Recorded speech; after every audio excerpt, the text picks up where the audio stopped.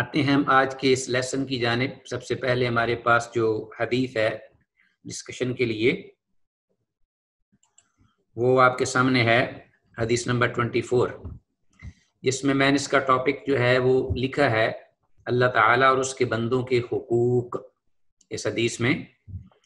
اس چیز کا ذکر ہے۔ وعن معاذ بن جبل رضی اللہ تعالی عنہ قال كنت ردف النبی صلی اللہ علیہ وسلم،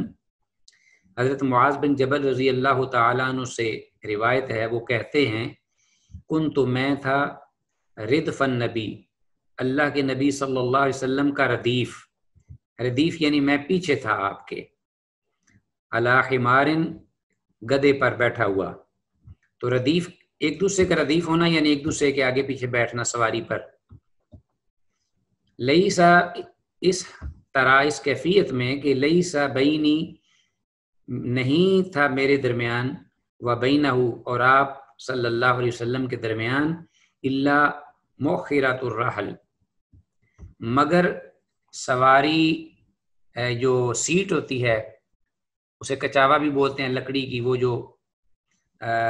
سواری کے اوپر رکھتے ہیں نا، اونٹ جو ہے اس کے اوپر بھی ہوتا ہے بہت بڑا، اس کی کوہان پر لکڑی کی سیٹ بنی ہوتی ہے، تو اس کو آپ کہہ سکتے ہیں مؤخرۃ الرحل، یعنی اس کچاوے کی لکڑی میرے اور آپ کے درمیان تھی۔ فقال، تو آپ صلی اللہ علیہ وسلم نے فرمایا، یا معاذ، اے معاذ، هل تدری، کیا تو جانتا ہے کہ ما حق اللہ علی عبادہ، کہ اللہ کا حق کیا ہے اس کے بندوں پر، عبد ان کی جمع عباد،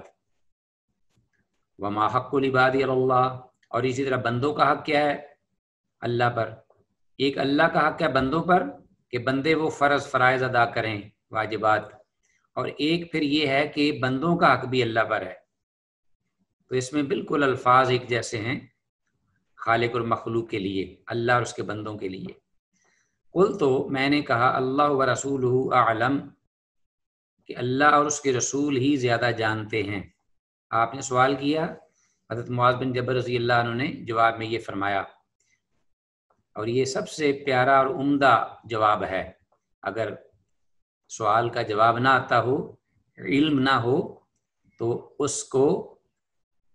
علم کو اللہ کی ذات کی طرف لوٹا دینا، جو علام الغیوب ہے، علیم بذات الصدور ہے۔ تو آپ صلی اللہ علیہ وسلم نے جب یہ سنا تو فرمایا، فَإِنَّ حق اللہ علی العباد، یقیناً اللہ کا حق بندوں پر کیا ہے، ان یعبدوہ، کہ یہ بندے وہ اس کی عبادت کریں، ولا یشرکوا بہ شیئا، ولا یشرکوا، اور نہ شرک کریں، بہ اس اللہ کے ساتھ، شیئا کچھ بھی، وحق العباد علی اللہ، اور پھر بندوں کا حق اللہ پر یہ ہوگا کہ اللہ یعذبا، کہ وہ نہ عذاب دے، یعنی اللہ، من لا یشرک بہ شیئا، جو اس کے ساتھ کچھ شریک نہ کرے، کچھ بھی شریک نہ کرے۔ بات واضح ہو گئی۔ فقلت، تو میں نے کہا، حضرت معاذ فرماتے ہیں،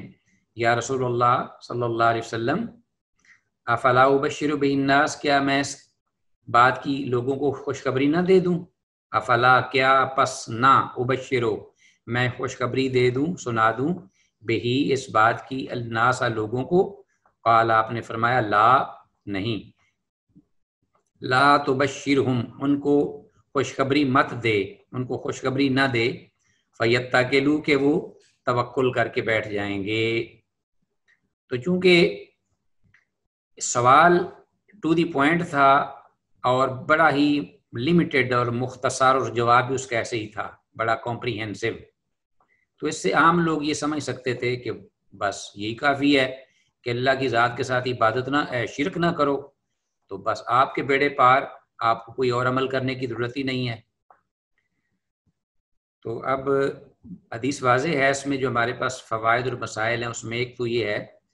پہلا، رسول اللہ صلی اللہ علیہ وسلم کی سادگی اور تواضع، نیز گدھے پر سواری کا جواز۔ تو آپ دیکھیے عزیز طلبہ کہ دو جہاں کے سردار ہیں اور وہ گدھے پر سواری کر رہے ہیں، یہ ان کی، آپ صلی اللہ علیہ وسلم کی انتہا درجے کی زندگی کی سادگی اور تواضع کی علامت ہے کہ وہ جانور ہے اور سواری کے لیے اللہ نے اس کو بنایا ہے، تو اس پہ کوئی آپ کو باک نہیں کہ اس پر سواری میں کروں یا نہیں۔ امام الرسل ہوں، امام الانبیاء ہوں، اللہ کا آخری پیغمبر ہوں، جس کا مقام اور شان یہ ہے کہ جنت سے براق آتی ہے اور اس پر آپ بیٹھ کر جبریل اس کی مہار پکڑتے ہیں، اور جنت اور آسمانوں کی سیریں اور سب کچھ ہوتا ہے۔ اللہ اکبر۔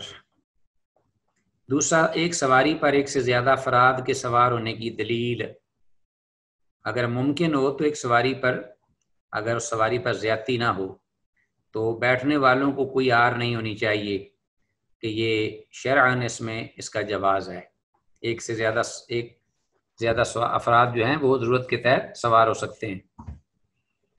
اسی طرح سیدنا معاذ بن جبل رضی اللہ عنہ کی فضیلت و مقام بارگاہ رسالت میں، آگے بھی احادیث آ رہی ہیں، حضرت معاذ بن جبل رضی اللہ تعالیٰ عنہ کا مقام رسول اللہ صلی اللہ علیہ وسلم کے ساتھ جو وابستگی تھی، ان احادیث سے معلوم ہوتا ہے کہ بہت ہی زیادہ تعلق تھا۔ اور شاید آپ نے اس بارے میں ایک اور حدیث بھی سنی ہوگی کہ رحمت للعالمین نے، حضرت معاذ رضی اللہ تعالیٰ عنہ خود فرماتے ہیں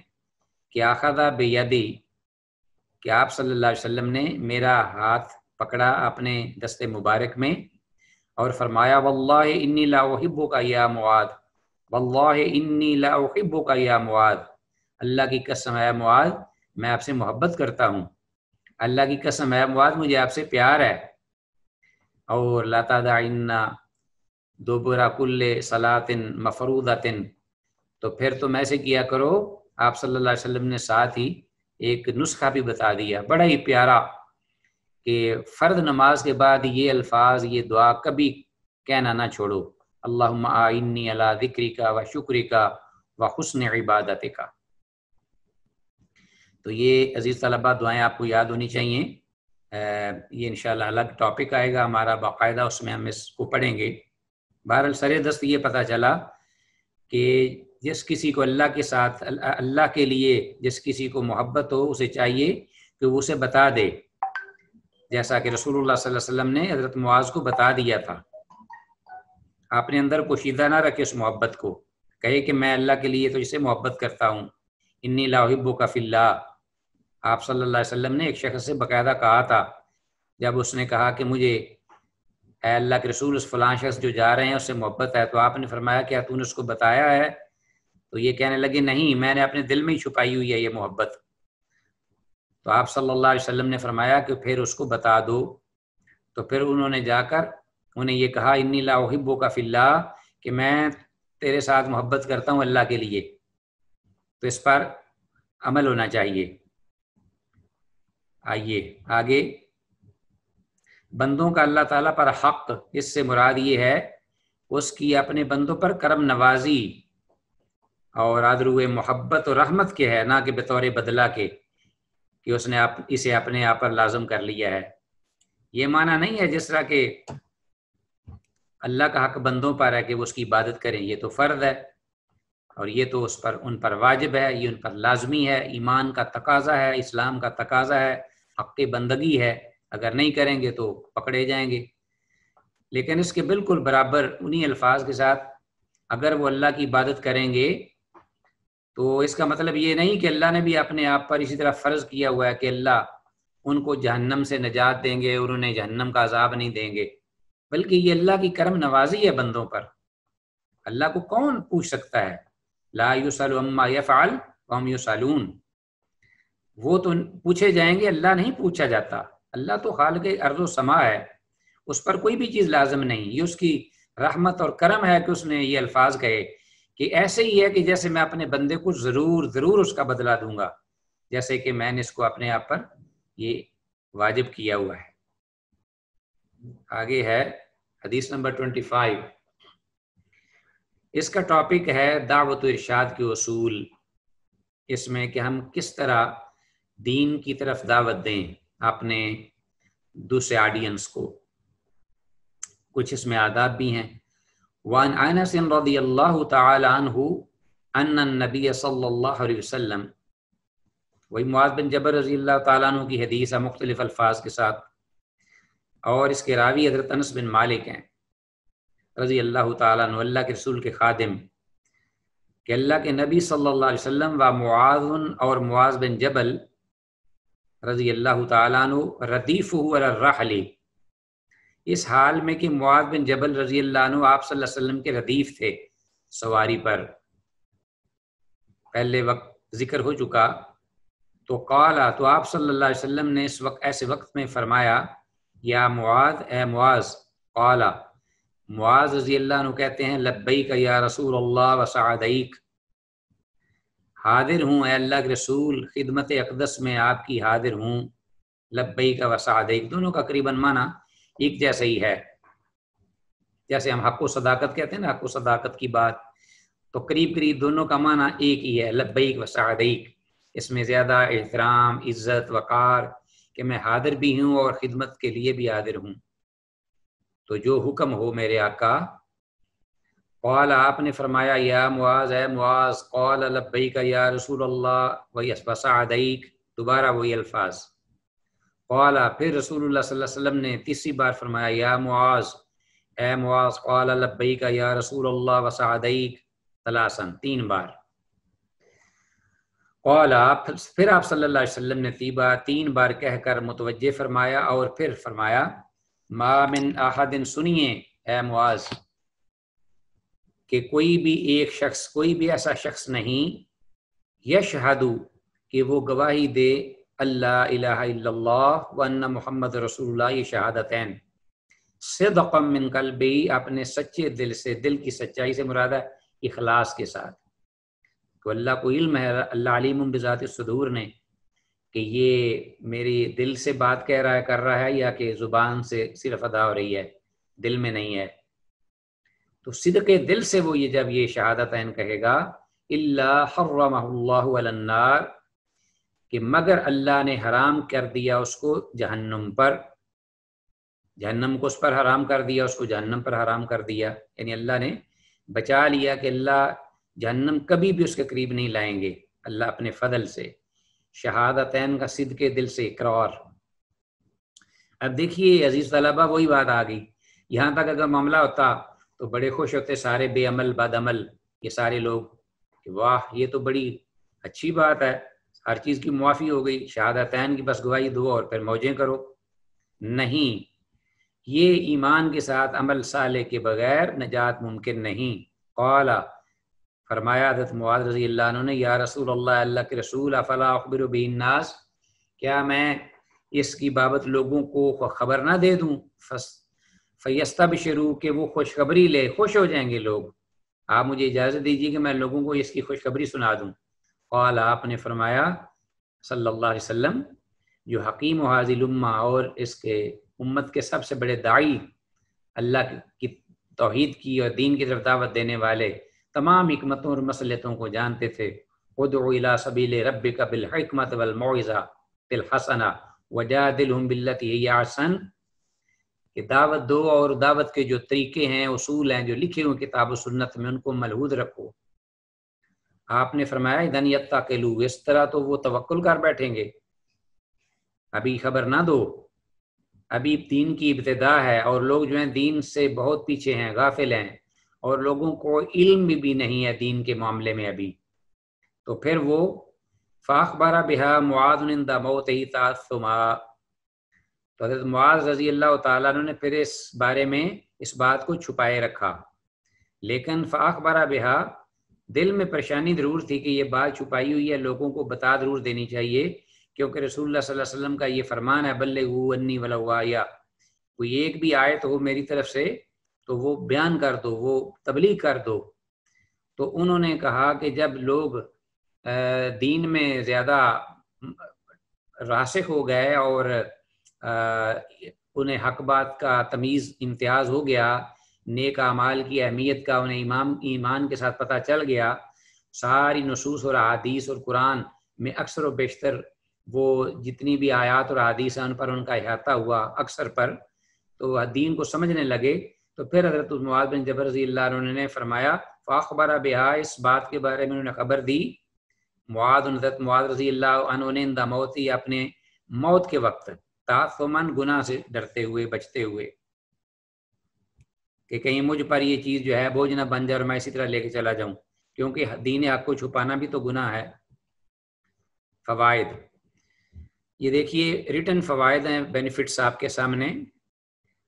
نمبر 1، کسی اہم بات کی جانب متوجہ کرنے کے لیے ایک ہی جملہ کئی مرتبہ کہنے کا جواز۔ رسول اللہ صلی اللہ علیہ وسلم نے 3 بار آواز دی، یا معاذ لبیک وسعدیک، یا معاذ لبیک وسعدیک۔ اگر ضرورت ہو بات کی اہمیت کو واضح کرنا ہو تو یہ کہنا اس طرح درست ہے، یہ بلاغت کے فساد کے خلاف نہیں۔ دوسرا، محض ایمان لانا کافی نہیں، نجات کے لیے عمل بھی ضروری ہے، یہ بھی ہم نے پڑھ لیا۔ دعوت و ارشاد میں حکمت اور مصلحت کو ملحوظ خاطر رکھنے کی اہمیت۔ کبھی ایسی بھی ضرورت پڑ جاتی ہے کہ ایک بالکل حقیقی اور صحیح بات ہے اس کو ڈیلے کر دیا جائے تاکہ لوگ اس سے اپنی کم علمی کی وجہ سے نقصان نہ اٹھائیں۔ بے وقت ضرورت حقیقی علم کو چھپانے کا جواز۔ ویسے عام حالات میں اصل حکم یہ ہے کہ حقیقی علم کو چھپانا بہت گناہ ہے، لیکن ضرورت کے تحت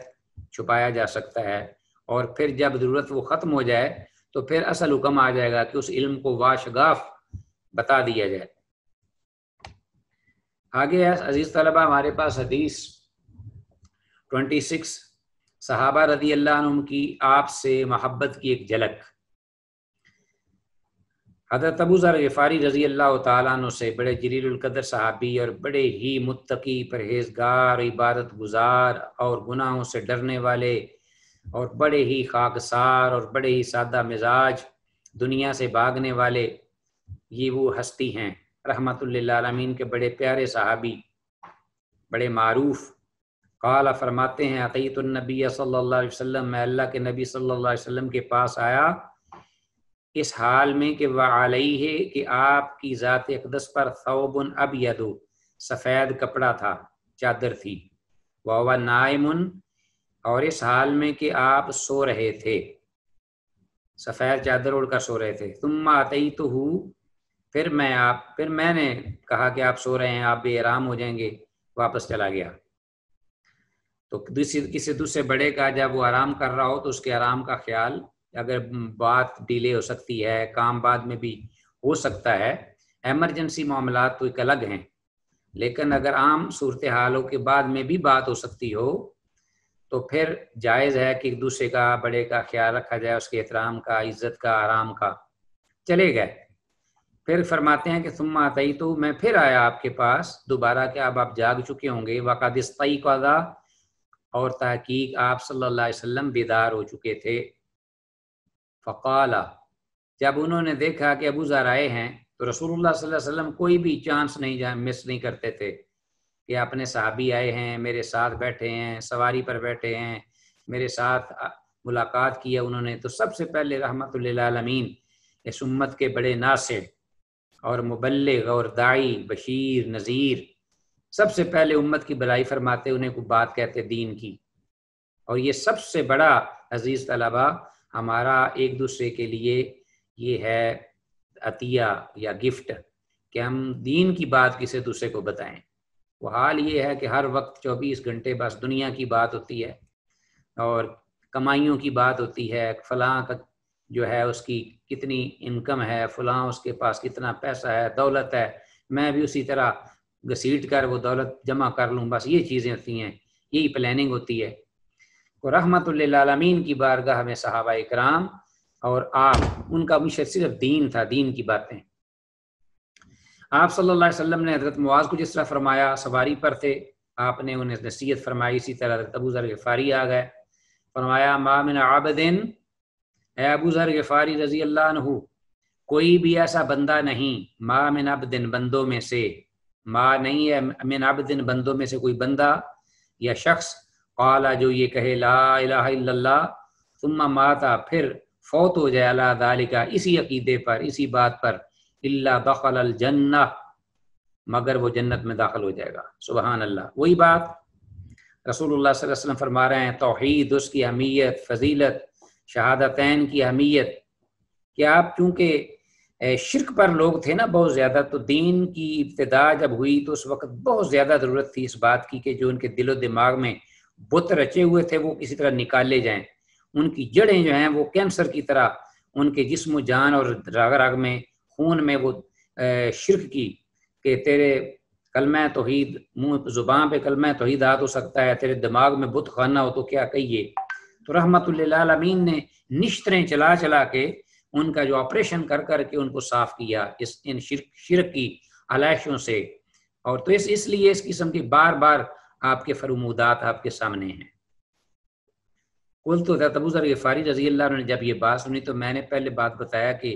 یہ عمل کے خوگر، متقی، پرہیزگار اور اللہ سے ڈرنے والے، دنیا سے بھاگنے والے، عمل کے شہدائی، جب انہوں نے یہ بات سنی تو ان کو ہضم نہ ہوئی۔ کل تو کہتے ہیں کہ میں نے کہا وَإِن زَنَا وَإِن سَرَقَ، اے اللہ کے رسول خواہ وہ زنا بھی کر لے اور چوری بھی کر لے۔ قال، آپ نے فرمایا وَإِن زَنَا وَإِن سَرَقَ، خواہ وہ شخص بدکاری بھی کر لے اور چوری بھی کر لے۔ کل تو میں نے کہا وَإِن زَنَا وَإِن سَرَقَ، اگر وہ بدکاری بھی کر لے اور چوری بھی کر لے۔ قال وَإِن زَنَا وَإِن سَرَقَ، کل تو میں نے کہا کہ وَإِن زَنَا وَإِن سَرَقَ، پھر وہی الفاظ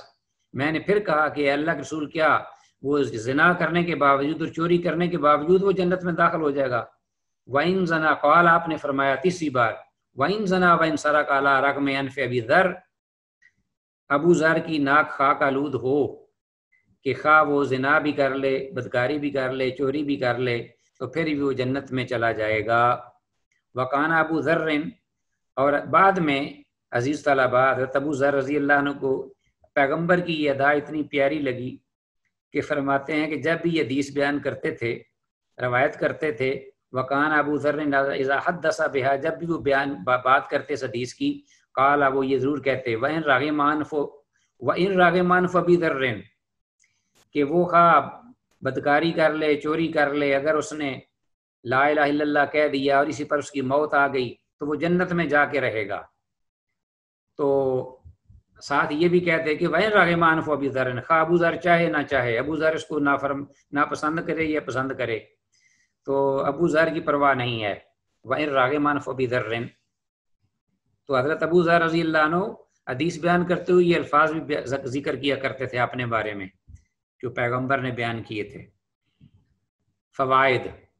پہلا تو عزیز طلبہ دیکھیے فائدہ اس حدیث کے حوالے سے، جنت میں داخلے کے لیے شرط ہے کہ بندہ عقیدہ توحید پر رہے اور اسی پر اس کی موت واقع ہو۔ اگر موت واقع شرک پر ہو گئی، اللہ نہ کرے، تو بس اللہ رب العالمین نے فرمایا کہ جنت اس پر حرام ہو جائے گی۔ اللہ اکبر۔ دوسرا، مومن موحد توحید پرست مومن اگرچہ کبیرہ گناہ بھی کر بیٹھے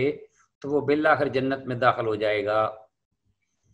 وہ کبھی بھی جہنم میں نہیں رہے گا، جنت اس کا ٹھکانہ ہے۔ تیسرا، مومن موحد گناہگار، یہ بھی سن لیجئے، یہ مومن جو توحید پرست ہے اور گناہ گار بھی ہے، اللہ تعالیٰ کی مرضی یعنی مشیت کے تحت ہوگا۔ اگر اللہ چاہے گا تو اسے اپنی رحمت سے سیدھا جنت میں بھیج دے گا، اور اگر چاہے گا تو کچھ عرصہ جہنم میں اس کے گناہ دھو کر پھر اسے جنت میں ڈال دے گا۔ علی رغم انف ابی ذر کا معنی، مطلب یہ کیوں کہا اور ابو ذر کی ناک خاک آلود ہو، یہ جملہ آپ صلی اللہ علیہ وسلم نے مجازی طور پر بطور کراہت استعمال فرمایا ہے، یعنی بار بار حضرت ابو ذر رضی اللہ عنہ چونکہ عبادت گزار تھے اس لیے وہ بڑے حیران تھے، وہ ان کی طبیعت اس بات کو قبول کرنے کو تیار نہیں تھی کہ اتنے بڑے گناہ کر کے بھی وہ شخص جنت میں چلا جائے گا۔ تو آپ صلی اللہ علیہ وسلم نے یہ فرمایا تیسری بار، جیسا کہ ایک ناپسندیدگی کا اظہار ہے،